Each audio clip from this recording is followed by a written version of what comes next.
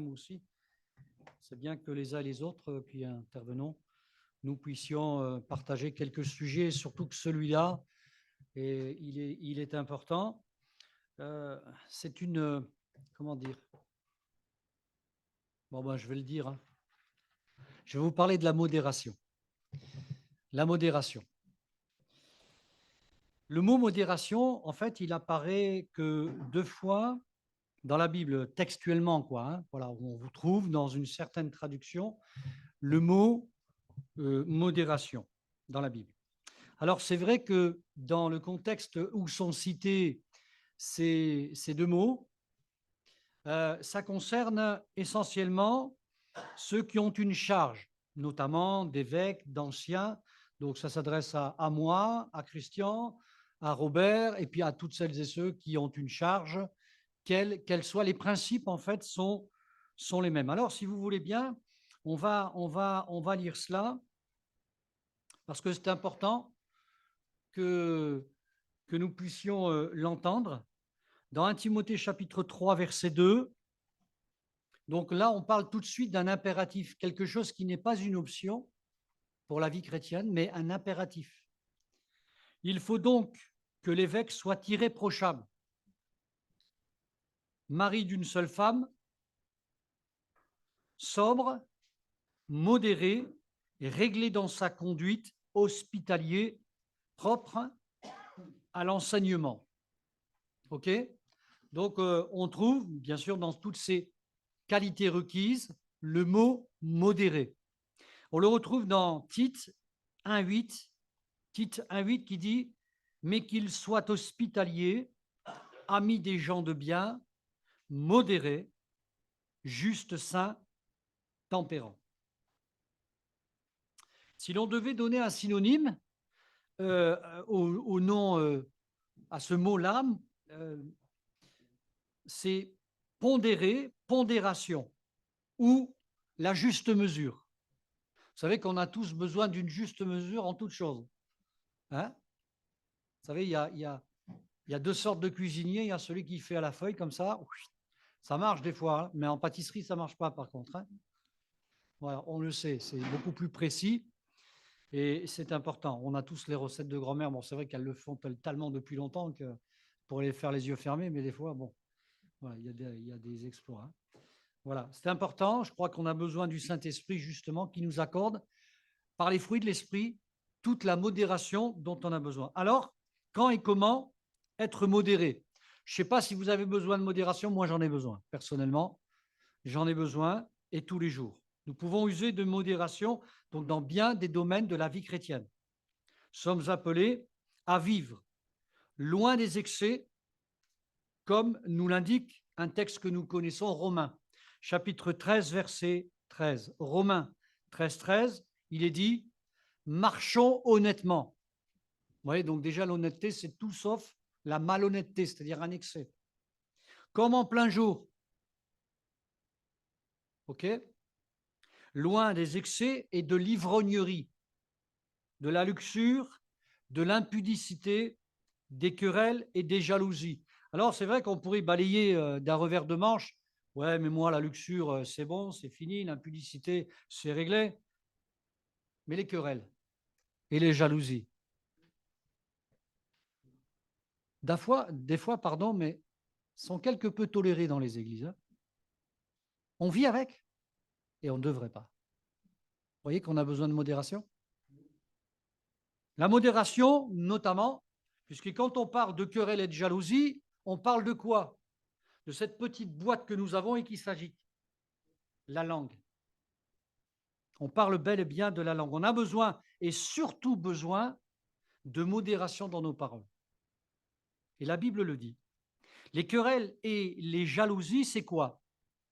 C'est un flot de paroles qui part dans tous les sens. Un flot de paroles inconsidéré, c'est-à-dire qui n'est pas maîtrisé. Et j'ai souvent même entendu dans les églises, moi je dis ce que je pense, mais ne faites surtout pas ça. Contrôlez ce que vous pensez. Hein? Veille sur ton cœur plus que toute autre chose. Je le rappelais ce matin à Marisol. Car de lui dépendent les sources de la vie. Vous savez, souvent, on va vite avec ce texte. Et on pourrait croire que ce texte nous dit que c'est de notre cœur qu'il y a les sources de la vie. Ce n'est pas du tout ça. Notre cœur doit être ce récipient qui reçoit la source de la vie. Ce n'est pas pareil. Ce n'est pas notre cœur qui est la source. C'est Dieu qui est la source. C'est le Saint-Esprit qui est la source. Le cœur, notre cœur, n'est qu'un contenant de cette source. C'est-à-dire que notre cœur doit être alimenté à la source. Ce n'est pas pareil. Parce que sinon, on tombe vite dans l'orgueil. Hein. Alors, les querelles, les jalousies sont et amènent des flots de paroles inconsidérés si nous l'avons certainement vécu pour nous-mêmes, malheureusement. Il y a bien des domaines dans lesquels nous devons être modérés, c'est bien celui de l'expression orale. La Bible nous indique d'ailleurs qu'un flot trop important de paroles est néfaste. C'est pas bon. Ecclésiaste 5, verset 1, dit ceci: ne te presse pas d'ouvrir la bouche. Et je pense que ce n'est pas que les Marseillais qui parlent. Non, parce qu'on a tendance parfois à cataloguer certaines personnes ou populations. Non, non, non, c'est bien un problème humain. Ne te presse pas d'ouvrir la bouche et que ton cœur ne se hâte pas d'exprimer une parole devant Dieu, car Dieu est au ciel et toi tu es sur la terre. Que tes paroles soient donc, par conséquence, peu nombreuses.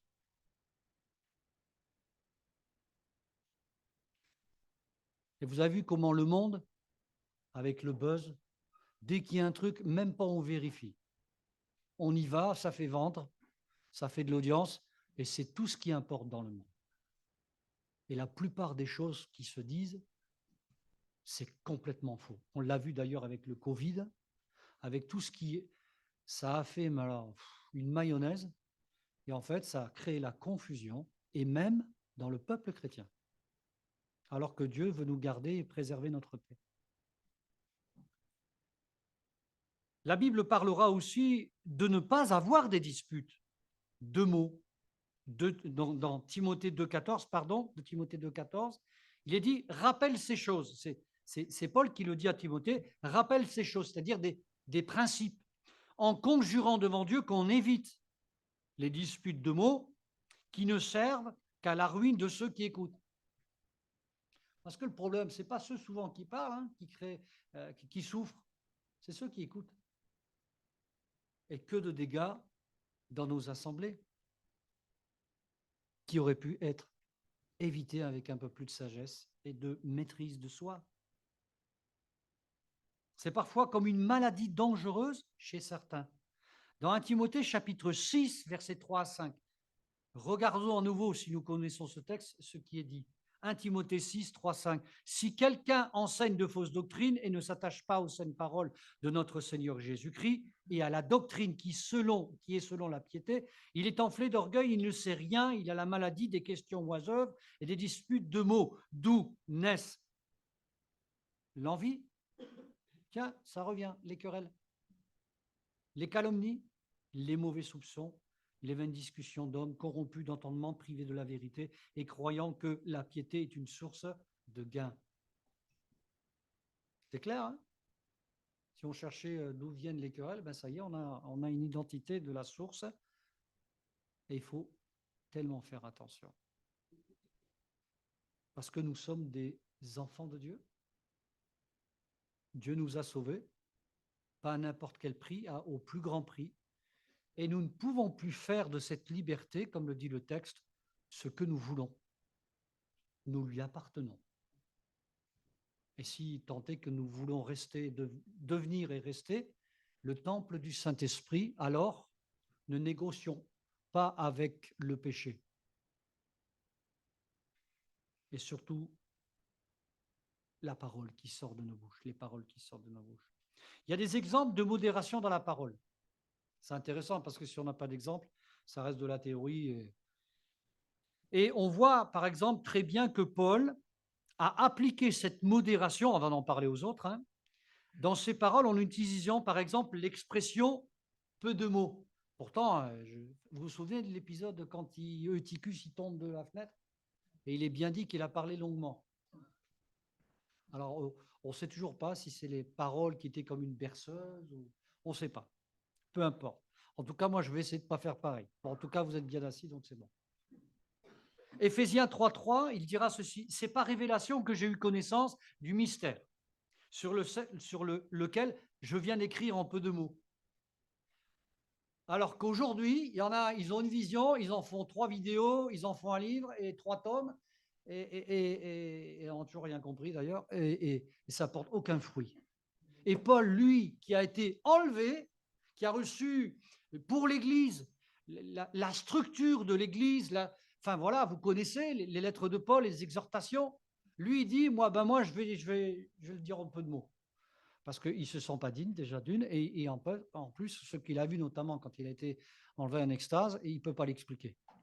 Donc, il ne va pas essayer d'en rajouter. Vous voyez la modération de Paul?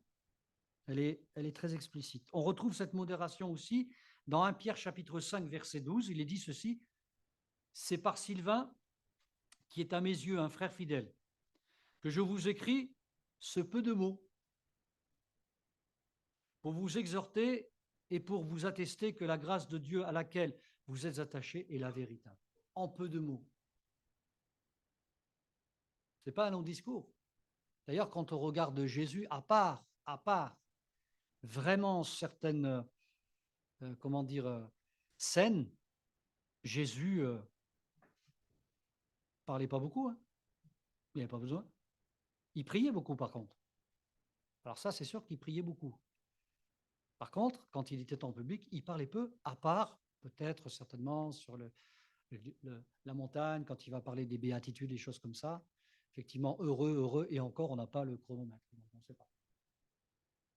Et je crois que c'est important d'avoir de la modération. Bien sûr, je cible les paroles. J'aimerais vous parler d'une forme de modération, une modération que j'ai appelée particulière, ça s'appelle la discrétion. Il faut en parler. La définition du mot discrétion, c'est tact, avoir du tact. Si vous êtes connu pour ne pas avoir de tact, alors il faut changer. De la réserve, de la discrétion donc. Le synonyme, c'est d'avoir de la retenue. C'est pas dès qu'on vous branche, vous partez quoi. De la retenue. Aptitude, lorsqu'on parle de discrétion, aptitude à garder un secret. On peut compter sur votre discrétion. OK? C'est tellement important. Le contraire, ce serait le discrédit. On entend parfois, il a été discrédité. Il n'est plus digne de confiance parce qu'il a trahi peut-être la confiance de quelqu'un. On parlera de perte de crédit, d'influence, etc., etc. De scandale. Parfois, il y a des scandales parce que une parole qui a été, confiée est venue sur la place publique. On voit ça aujourd'hui. On voit ça. Il y a des procès, ils ne sont même pas encore commencés que déjà il est réglé sur la place publique. C'est terrible ça. Et parfois, ça arrive aussi, malheureusement, dans les églises. En ce qui concerne les scandales dans l'église, dans Matthieu chapitre 13, verset 41, il dira ceci, « Le Fils de l'homme enverra ses anges qui arracheront de son royaume tous les scandales et ceux qui commettent l'iniquité. » Dieu n'a pas peur des scandales. Hein. Quand il faut qu'il les révèle, il les révèle. Pourquoi? Parce qu'il aime son Église et qu'il veut qu'avant qu'il ne revienne, elle reste avec une robe blanche. Et ne vous étonnez pas si Dieu, parfois, nous reprend. Sinon, nous serions, comme la Bible dit, des enfants illégitimes, alors qu'il nous a adoptés, comme le dit la parole de Dieu. Matthieu, chapitre 18, verset 7, il dira « Malheur au monde à cause des scandales, car il est nécessaire qu'il arrive des scandales, mais malheur à l'homme par qui le scandale arrive. » Romains 16, 17, « Je vous exhorte, frères, à prendre garde à ceux qui causent des divisions et des scandales au préjudice de l'enseignement que vous avez reçu. Éloignez-vous d'eux. » Si c'est un sport national pour certains, il ne faut pas les fréquenter. Hein. ne faut pas les côtoyer. C'est important. La discrétion est d'abord un trait de caractère spirituel. J'entends dans le sens où on ne l'apprend pas à l'école. On l'apprend en tout cas à l'école de Dieu, en étant soumis au Saint-Esprit, la discrétion. Et on peut regarder rapidement à ce que Dieu, le Père, dit de son Fils avant qu'il ne vienne sur la terre, concernant Jésus. S'il y a bien un modèle de discrétion, d'humilité, c'est lui. Ésaïe chapitre 42, versets 1 à 4 dira ceci: « Voici mon serviteur, que je soutiendrai, mon élu, en qui mon âme prend plaisir. J'ai mis mon esprit sur lui, il annoncera la justice aux nations. Il ne criera point. » Qu'est-ce que le monde? Oh là là, mais qu'est-ce qui crie le monde? Il ne criera point, il n'élèvera point la voix, il ne fera point entendre dans les rues, ne la fera point entendre sa voix dans les rues, il ne brisera point le roseau cassé, il n'éteindra point la mèche qui brûle encore ou le lumignon qui fume. Il annoncera la justice selon la vérité, il ne se découragera point, il ne se relâchera point jusqu'à ce qu'il ait établi la justice sur la terre et que les îles espèrent en sa loi. Les îles, ça veut dire tous ceux qui sont éloignés, qui n'ont pas eu encore droit, comme le peuple hébreu, à l'évangile. Et le Seigneur s'est occupé de tout le monde. Et il s'occupe encore de tout le monde jusqu'à ce que chacun ait la traduction de la Bible dans sa langue ou qu'il entende la Bible dans sa langue. Il y a un mouvement d'évangélisation pour cela. Et ce n'est qu'ensuite que le Seigneur reviendra. Nous le savons. Mais, vous voyez, le Seigneur n'a pas utilisé des techniques, il était rempli du Saint-Esprit, point la ligne, quoi. Hein, bon, il a utilisé la technique de l'eau à un moment parce qu'il a demandé à la barque et il s'est reculé le dos parce que l'audio était meilleur. Hein, parce que le son, il passe mieux quand vous êtes sur l'eau. Hein. Voilà, ça, il le savait, le Seigneur. Quand même, il a créé le monde, donc on est d'accord. Mais ce n'était pas ça son soutien. Son soutien, c'était l'assistance du Saint-Esprit, la prière. Cette discrétion, Jésus l'a bien appliquée lui aussi, comme on l'a vu pour Paul, tout au long de sa vie terrestre, quand Jésus demandera par exemple à ceux qu'il a guéris de rester discrets. Alors il y avait une méthode quand même, pour le dire. Je le lis avec vous rapidement dans Marc chapitre 1, versets 42 à 44. Je le lis pour vous. Aussitôt la lèpre le quitta, hein, lépreux bien sûr, et il fut purifié. Jésus le renvoya sur le champ avec de sévères recommandations, dira cette traduction. Il lui dit: garde-toi de rien dire à personne, mais va te montrer au sacrificateur et offre pour ta purification ce que Moïse a prescrit, afin que cela leur serve de témoignage. D'abord, c'était le peuple et l'homme de Dieu, bien sûr, qui avait été institué par Dieu, qui devait voir le témoignage. Bon, bien sûr, l'autre, il n'a pas pu se taire, ça c'est sûr. Mais voyez, il y a quand même... Jésus, il n'était pas là pour se montrer. C'est son Père qui s'en occupait, ça. C'est son Père qui l'a, il le dira. Et nous, c'est pareil. Nous devons être modérés, on n'a pas besoin de faire de l'esbrouf. Le Seigneur, il se sert de nous comme il veut, il nous fait briller comme il veut. Et cela doit nous suffire. Grande, petite église. Vous voyez? Des fois, on se compare. Ça ne sert à rien, ça. Le Seigneur nous donne un champ aujourd'hui. Il est petit. Peut-être demain, il sera plus grand. C'est où le problème? L'essentiel, c'est qu'il se serve de nous. Et surtout que le Seigneur soit glorifié dans nos vies par les fruits que nous portons. C'est ça le plus important, il me semble, mes frères et sœurs. Jésus ne voulait pas qu'il soit connu avant le temps. Ce n'est pas qu'il ne voulait pas qu'il soit connu, mais qu'il soit connu avant le temps. Pourquoi? Vous avez remarqué que Jésus n'est pas venu dans un temps favorable. Vous avez vu les frères et sœurs dans les pays, vous savez, parfois on manque de sagesse, de modération, justement. On voudrait annoncer tout de suite l'évangile, parfois, comme ça, comme un bulldozer. C'est pas sage. Des fois, il faut juste être plus modéré, et comme ça, on pourra annoncer l'évangile plus longtemps. Et bien, quand on pourra plus, on pourra plus. Ça sera différent. Vous voyez? Je crois que c'est important. C'est important de demander au Saint-Esprit de la modération en toutes choses. Donc Jésus, il savait qu'à un moment donné, il serait très connu, quoi. Hein. Donc tellement connu qu'il finira sur la croix. Voilà.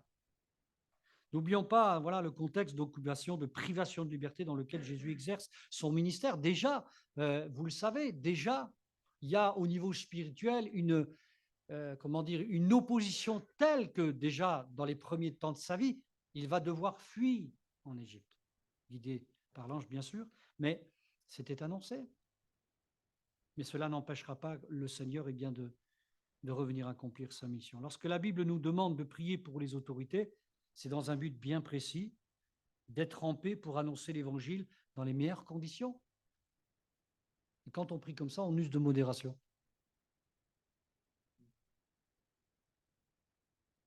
Et ne critiquons pas les politiques. Ça ne sert à rien. Je l'ai trop entendu dans les églises personnellement. Lui, il est comme ci, il est comme ça. Lui, il est comme ci parce que c'est un pécheur comme toi avant. Ce n'est pas parce qu'il est politique qu'il est plus pécheur. Et c'est important de prier, comme cela est dit, pour la paix. D'accord? Pas pour obtenir des faveurs, mais pour la paix, afin que l'évangile soit prêché le plus longtemps possible. Par contre, si on critique les politiques, je ne dis pas qu'on doit être d'accord avec tout ce qu'ils font, on est d'accord. Ceci dit, ne partons pas en guerre, ni par nos paroles, ni par nos actions. D'accord? C'est important. Pour que nous puissions vraiment viser l'essentiel, eh bien, c'est la propagation de l'évangile le plus longtemps possible que le Seigneur nous donnera. Donc là, la discrétion est aussi un caractère moral, rapidement. J'y reviens pas là-dessus. Et la discrétion a aussi un caractère juridique. Ne l'oublions pas. Quand quelqu'un nous confie quelque chose, est-ce que vous savez qu'en tant que chrétien et membre de l'Église, vous êtes responsable? Est-ce que nous le savons? Parce qu'on pourrait croire qu'il n'y a que le président et le conseil d'administration. Mais non, selon la loi. Selon la loi, quand quelqu'un vous confie quelque chose et que vous êtes adhérent, j'allais dire, hein, c'est ça, hein? Oui, vous êtes membre de l'Église de Vienne de Givors, eh bien, vous êtes soumis à la législation du culte, donc à la discrétion. C'est important hein, de le savoir. Et donc ça nous permet finalement de respecter aussi la loi et de respecter Dieu. On ne peut pas tout dire, on ne peut pas tout révéler. Le Seigneur, eh bien, il compte sur nous pour être des gens modérés. Des gens modérés, ce n'est pas des gens qui dorment, mais c'est des personnes, des hommes et des femmes qui demandent à Dieu sa grâce pour que nous puissions vraiment toujours veiller à notre témoignage. Je vous passe bien sûr toute la législation, etc. Ça, c'est pas très passionnant, mais bon, ça, c'est pour nous, hein, un petit peu quand on s'ennuie. Mais voilà, je crois que c'est important de prier parce que les lois qui arrivent, mes frères et sœurs, sans vous faire peur, vont accentuer là-dessus. Et que le Seigneur nous aide parce qu'on a vraiment besoin, nous, les responsables, le conseil d'administration, de toute la sagesse de Dieu. Prier pour les responsables. On a tout un tas de législations à connaître. Ce n'est pas très passionnant, mais il faut le faire. Amen. Alors que Dieu nous aide à être modérés, que les gens qui viennent du dehors puissent savoir qu'ils peuvent venir quand ils veulent à notre contact. La Bible dit que votre douceur soit connue de tous. Amen. Alors que Dieu nous donne ces qualités. Seigneur, on veut te bénir et te remercier pour ta parole qui nous donne toute mesure en toute chose pour notre vie chrétienne. Parce que notre but, Seigneur, c'est de te plaire, premièrement, pas plaire aux hommes. Et Seigneur, nous sommes tous les uns et les autres dans cette famille de Dieu, tes enfants. Nous avons besoin de ta sagesse, Seigneur. Dans ce monde qui parfois, nous malmène, nous tente parfois à la colère, à l'injustice, Seigneur, à réclamer la justice. Et toi, Seigneur, tu nous enseignes tout autrement, à supporter parfois ce qui est insupportable. Seigneur, nous savons que notre force, ça ne vient pas de nous, mais notre capacité, elle nous vient de toi. Nous prions pour nos cœurs, nous prions pour nos vies, que dans les jours prochains, nous puissions faire des progrès, Seigneur, et voir aussi les pièges de l'ennemi dans nos paroles que nous pourrions donner trop hâtivement, Seigneur. Seigneur, aide-nous vraiment, chacun d'entre nous, dans nos rapports mutuels à l'Église, Seigneur Jésus. Vraiment, aide-nous, Seigneur, chacun. Nous en avons besoin. Amen.